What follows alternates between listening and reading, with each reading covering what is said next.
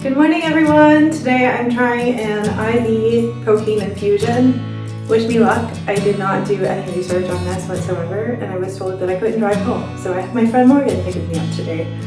So anyway, let's get this show on the road.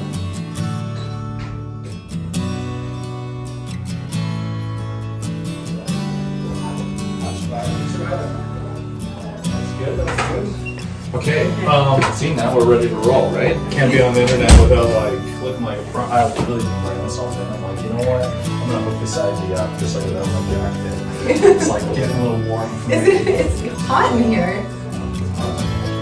You recording right now? Yeah, but I'll try it if you want me to. Give us all to Jen. And Yeah. your sugar was low right now. I noticed that. No diabetic history. No. So I have to run an A1C to check and see if there's any problem with it. Okay. Do you want to get this IV instead of me, and I'll go and pull the Yeah. people? Okay. I constantly say that I'm wrong, so it's okay. Let me get you to hang tight after this idea as well. I'm gonna nurse you close eye. I'm gonna leave it to a person over as well. Okay? Thank you. I appreciate it. A few items. Kristen knows the FDA run should be full size for you. Just don't move that on, okay? Once we get rolling, you can't just like keep it steady. So no high fives to my nurse. Is it gonna make me like super loopy? No. Okay. That's what I was worried about. No, that's not going to be the case here. Your other side. Literally out of reach for your camera here, so they can say, why did he just put it there just to tease you, essentially? It's okay. But, do you need anything at home? So why do people get IV Procaine? Like, is it for just like nerve pain and like migraines? Typically for recalcitrant pain that's not responding to other therapies. We use it a lot for headaches though. Like headaches, migraines, post-concussion symptoms, things where the nervous system is lit up. It's also an anti-inflammatory, so you can use it to systemically reduce inflammation burden. It's like one of the mechanisms it works on. Yeah. Obviously the other being that you're able to calm down the nervous system. And the idea is that we're able to reset that nervous system to a certain degree. Okay. But to your question, it's like pain that's not responding to other therapies. This is a nice way to cut that edge down for a patient. So we'll see if we get there with you. Cool. Okay? Thanks. Okay. Be sure to send her in. Make sure I'm still kicking. Exactly. I'll just leave that like that for you, okay? Okay, thank you. Okay, bye.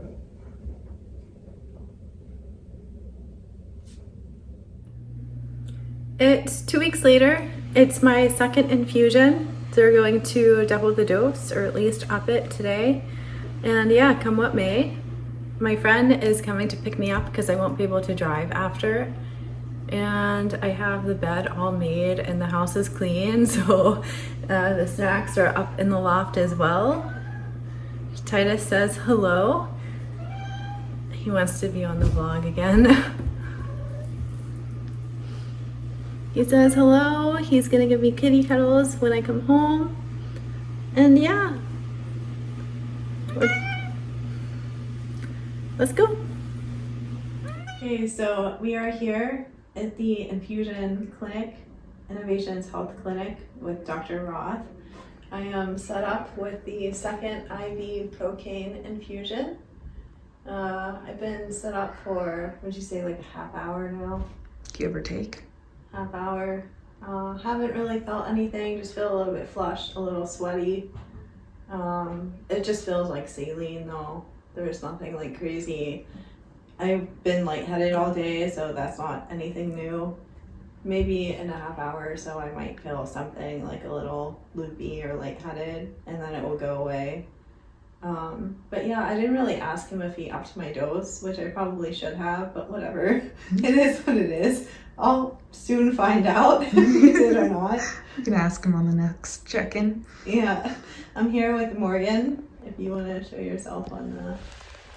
Hello. I don't know if I did. But yeah, she's my trusty driver. Hmm? And maybe we'll go get coffee or something after, because I owe her coffee. But yeah, all is well, and I'll see you guys later. I just made it home. Titus is here. But anyway, we picked up some soups and some coffee and some slices of cake at the Primal Grounds in Signal Hill. They have really great soups. They have really great everything there. But I picked up a Thai coconut chicken. I picked up a cauliflower cheddar soup. And I picked up one of my favorite soups ever, which is Ukrainian borscht soup. And it's like a peat soup. It sounds weird, but it's amazing.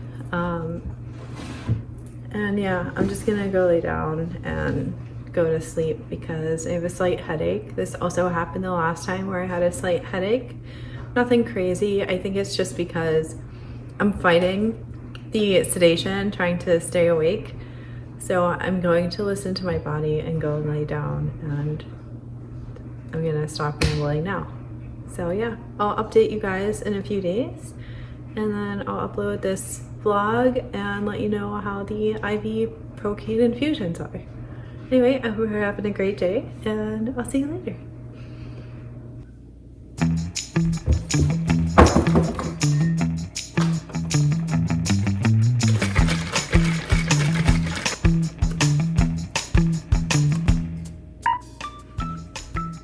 That's 5 milliliters of T3. And the reason I use liquid is because I have malabsorption issues with gastroparesis, colonic inertia, and small intestinal dysmotility, and it doesn't hit right when I take pills. So I use liquid and it hits right and it is actually effective. Sometimes even whenever I take pills, the painkillers just simply don't work. Like I can't even tell that I took a painkiller. So I'm just gonna show you what I'm doing here. And I just push it through very slowly. And then I just like to flush it through because sometimes the pain meds get stuck in the tube and I just wanna make sure that they're flushed through all the way. Throw this back in the fridge. This T3, a lot of medications need to be refrigerated, so I'm gonna do that. And then today's discussion touches base on a lot of things. And the first thing that I wanted to touch base on is grief hit this week. It just comes out of nowhere. I was having a great week. I was in pain, but I started the IV Procaine Infusions, and we'll get into that a little bit later. But I just felt like my husband's working so hard. He's working all the time. My doctor's working so hard at getting the right treatment plan for me. And I'm just laying there crying. And I just felt like such a failure. I felt shame, I felt grief, I felt guilt.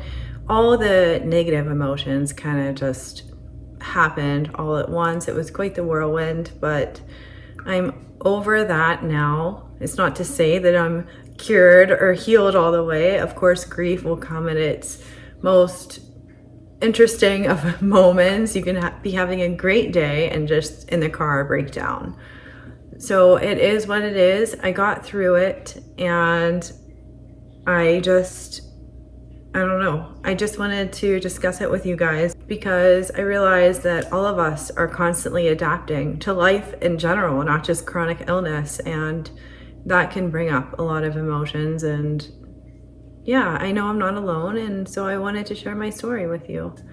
Now let's get into the IV Procaine infusions because I'm super excited about this.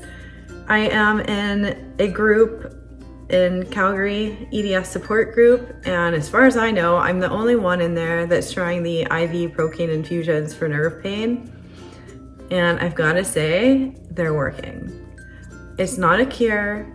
It doesn't take away the pain 100%, but in the severe flare-ups, it definitely takes the edge off. And as you already know, April is my month of hell, and I was crying every week, every day, every minute. It was really bad, and I was going to pain management. I was taking painkillers. I could not get the pain under control. And so Dr. Reddy had mentioned that Dr. Roth offers the IV Procaine infusions, and I was like, yes, sign me up for tomorrow. And so I got in with him, and I started these. I've only had 2 infusions so far, and they build up in your system over time. So eventually I won't have to go every other week. Eventually I can take a break from them, which is really nice, and it's super helpful, and it's pretty affordable. It's more affordable than what I thought it was gonna be. Luckily, my insurance pays $50, but my sessions come to $135 a session. But I have noticed in the past month, because I've been getting them every 2 weeks, that before I was taking T3 every 4 hours for my really bad flare, because it gets horrible. And so every 4 hours made it so it was manageable. Well, now I'm taking T3 twice a day, and I could not be more grateful. And as I know that the Procaine builds up in my system over time, maybe I can get down to 1 a day or none a day. So I'm very hopeful. I'm very excited to see what the future will bring with these IV Procaine infusions. Now, they do this to treat nerve pain and migraines. So if you're looking into it, definitely give it a go. I mean, you don't know until you try, and it's worth a shot. There's no huge side effects that I noticed other than watery eyes and drowsiness. Here's the problem for a lot of people that are working though.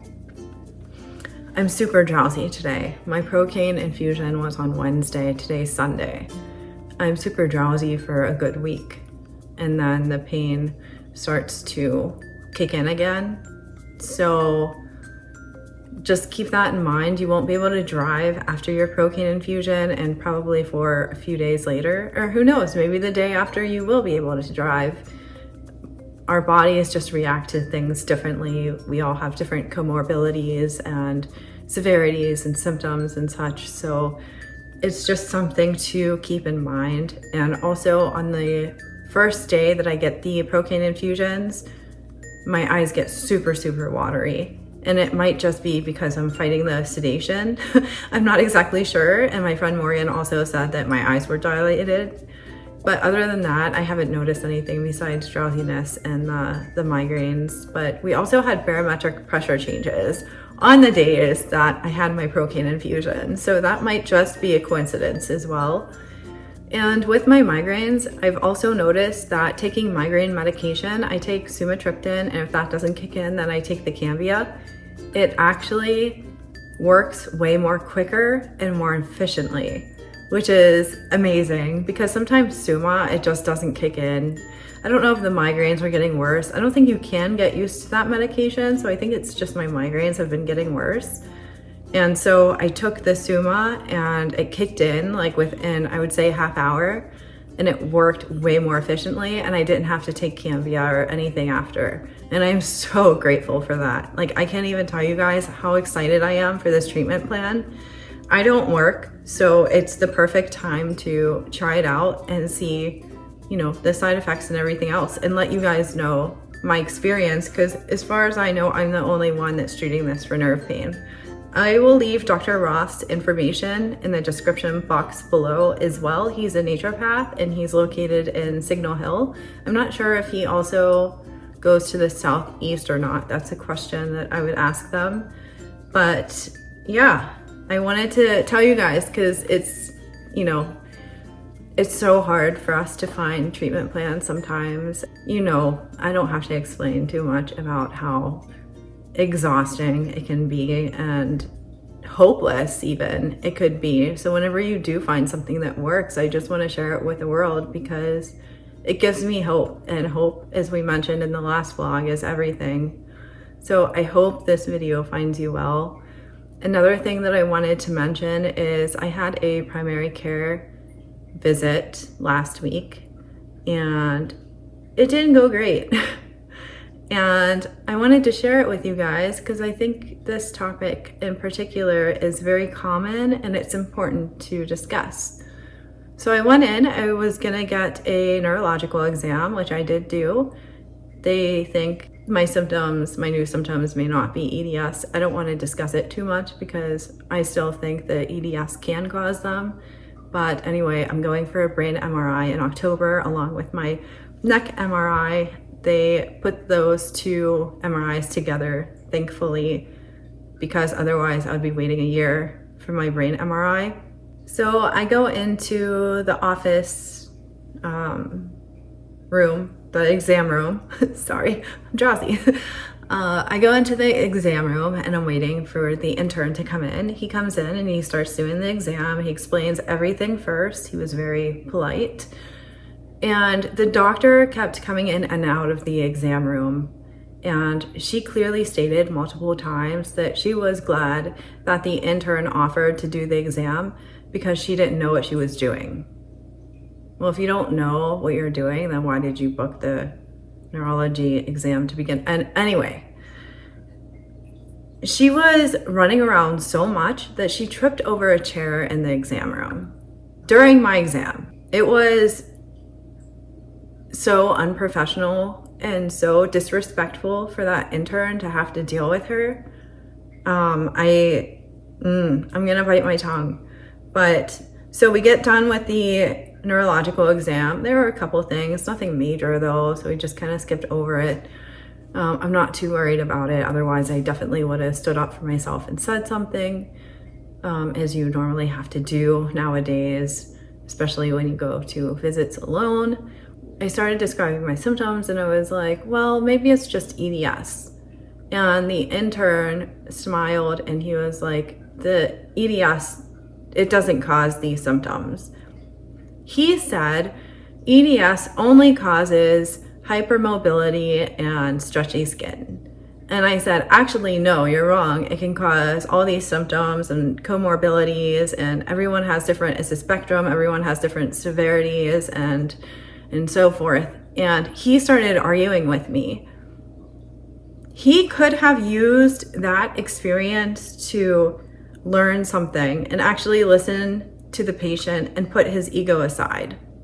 And that made me feel hopeless because it was like, why won't you even listen to me? He kept interrupting me, he kept talking over me. And it was so frustrating because here he is, he studied it for 10 minutes probably. And we're living it 24/7. Every second of every day, we're doing as much research as we possibly can because we want answers. And we're almost desperate for answers sometimes. And the fact that he didn't take advantage of that and sit back and just listen made me so sad. It's like, I can't even get my own doctor to listen to me. Thankfully, that rarely happens. I have a lot of really great doctors, and I'm actually seeing the cardiologist tomorrow because my vitals at that family doctor appointment were extremely low. And so the nurse's assistant came in. She's super nice. Everyone there is super, super nice. And she took my vitals. My blood pressure was 90/60. And then my pulse was 37, and she used a pulse ox machine. And usually I don't like that machine. I like to take it manually. So then the doctor came in and he ran it. Blood pressure was even lower, and my pulse, when he took it manually using a stopwatch, it was 36. And he was like, do you have any symptoms? And I was like, well, I'm lightheaded. I don't feel great. I'm a little nauseous. But usually I blame the nausea on gastroparesis. So it wasn't anything concerning really to me at that time. But I did say I'm lightheaded. And I asked him, should I be concerned? That's a low BP and a low pulse. And he was just like, no, you're fine. We would tell everyone else to go to the ER, but given your history, you're fine. And I was thinking, given my history, I'm fine. Like, I'm not a robot. Like, I'm still a human. Why aren't you sending me to the ER? So I brought it up with my pain management doctor right after because I wanted to grab some lidocaine injections for my neck, and he just told me to inform my cardiologist and just drink extra fluids and eat salt and all that good stuff. So I came home and I told the cardiologist's office, and now I have an emergency appointment for tomorrow to kind of discuss that because I've had a lot of blood pressure and I have postural hypotension, low blood pressure induced tachycardia. I don't have POTS, it's just a different form of dysautonomia. It's easier to say I'm feeling POTSy than to say that long sentence. And also the treatment and the symptoms are the exact same as POTS. So it's just easier to say I'm POTSy and people understand that. But yeah, I have an appointment for that tomorrow and I'll let you all know what's going on with that. I'm sure he'll want a Holter monitor, possibly a pacemaker. I don't know, we'll see. But yeah, that's the scoop on my life lately. I want to do more adventures with you guys. I'm so sorry I haven't. I've been doing a lot of interviews. I've been trying to get us more resources with people who are EDS knowledgeable and aware, just because our resources are pretty limited and it's just good to get the word out, and the more options for us, the better, because everyone is so different. It would just be really nice to have a variety of resources on the channel for you guys to look at. I want to be as helpful as I possibly can be. If you are healthy and you're watching my channel, hopefully I can show you some of the realities of chronic pain and EDS and having a feeding tube. But yeah, that's about it. Next week's vlog is really exciting. It's with a therapist and we're gonna go to get some, oh, what's the word? It's like the Japanese shaved ice. So I'm gonna see if I can bring my husband with me. He's a hard worker. He's been working a lot of hours recently, but we'll see if we can drag him along for a vlog. But anyway, I hope you guys are doing great. I hope you're as pain-free as you possibly can be.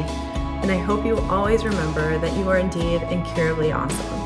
I'll see you next week. Bye.